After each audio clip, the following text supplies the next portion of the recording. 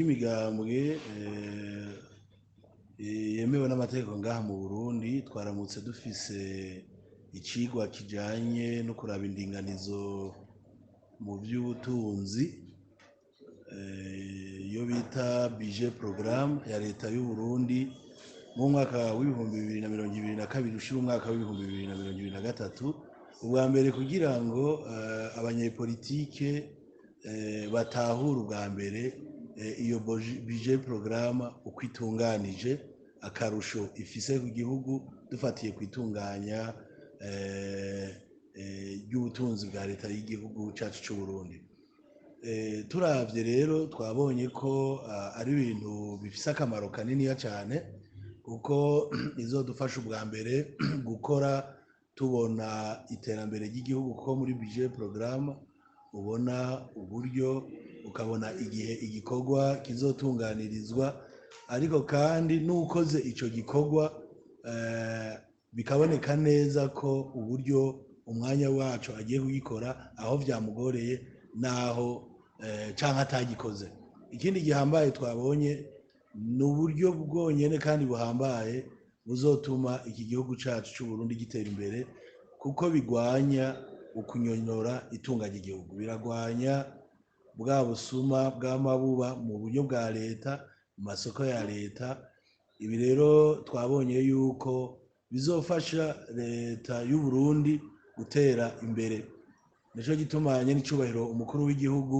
ahuye n'indongozi z'umugambwe zitandukanye yari yabivuze kugira natwe turonke rero aho dutahura dushigikire duhimirize kuko ikintu iyo kije rimwe kiragira intambamyi, ababikora ntibabikore neza canke hakabaho n'ababigwanya kugira ntibije mu ngiro, no kugira ngo indongozi zitandukanye mu migambwe duhimirize abarundi, duhimirize twebwe abakozi batandukanye kugira ngo uwo mugambi bawushigikiye ko twabonye ko ari umugambi uhambaye. Banatweretse ukuntu uwo mugambi wagiye uragwanywa ko kuva mu 1992 ariho wiyumviriwe ukagenda uragwanywa mu 2014 naho nyene ugomba kuja biraboneka ko uwo mugambi wagiye uraburabuzwa, ariko no munsi tukaba duteye intege n'icubahiro umukuru w'igihugu kuko yafashe imbere akaba uwa mbere kugira ngo uwo mugambi uje mw'ingiro. No kuvuga rero si umugambi wiyumviriwe ubu, ni umugambi wagiye uraba hari kuburabuzwa, ariko twabonye ko ufise turiko turiyumvira ivy'iterambere mu gihugu, turiko turiyumvira ukuntu twogwanya igiturire, turiko turiyumvira ukuntu igihugu cova mu bukene. Ntivyokunda uwo mugambi wa budget programme utabanije kuja mu ngiro kuko ivyo twokora vyose ko bari kuvomera mu kiva. Abahinga bariko baratwizeza, nico gituma no musi twababajije nivyo ntihabuzemwo intambamyi, ariko batweretse uturusho twinshi turiho kuva umaze gutangura kuja batwibwiye ko bamaze guhimiriza abantu barenga 1,500 barimwo abakozi bakuru mu ba leta kugira ubwa mbere bavyumve, ariko kandi batweretse ukuntu bariko barakurikira ukuntu imigambi yatunganijwe n'ubushikiranganji butandukanye babikurikirana ku munsi kandi bakabona yuko intambamyi ziriho zitobuza ko uwo mugambi uja mu ngiro, ariko bariko barategura. Rero twe twumva twabateye intege ko vyobandanya ku buryo bija mu ngiro 100%, ariko turavye mu ntango turabona yuko nabo ushaka kuwugwanya utobwisubira inyuma. Abanyamigambwe bategerezwa kuwumva kuko uwo mugambi ujeho si uw'umunsi umwe.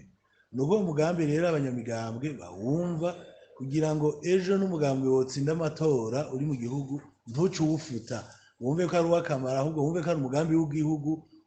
wobandanirizwako kugira ngo n'abazogira imigambi mu matora aza bazokwame bawushizemwo, kuko ibi vyerekana kugira ngo uwo mugambi urambe mu gihugu nuko imigambwe yose iri mu gihugu yumva ko ukenewe, ku buryo umugambwe wose uzogira n'imigambi yawo utegerezwa kuwushira mu ngiro kugira ngo ntihazohave haba intambamyi ejo canke hariya hatsinze umugambi uhava uwufuta, ahubwo tuwushimikireko. Rero kuwumvisha abanyapolitike ni ngombwa ngo bumve akamaro kawo kuko twese duharanira iterambere ry'igihugu. Ubwa mbere ni uguhindura ingendo n'ivyiyumviro, ubwa kabiri ni uko bahimiriza abahinga bakawigisha, hagaca hajaho n'izindi ngingo mperekeza zigikenewe kugira ngo ushobore kuja mu ngiro, na cane cane ibi vy'ubuhinga bwa none bavuze vya digitalisation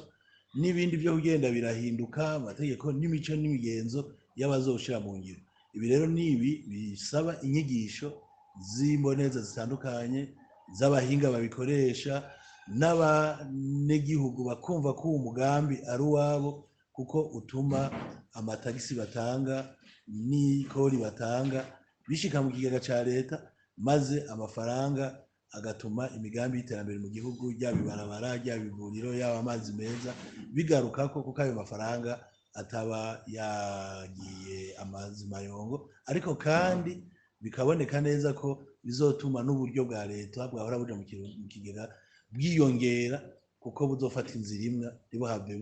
buzimira. Ivyo rero vyatweretse ko uyu mugambi ari umugambi wo gushigikira, naho ugabanywa n'abantu benshi abawugwanya, rese abandi n'abashaka kuguma bakorera mu gipfungu banyuruza amatungo ya leta.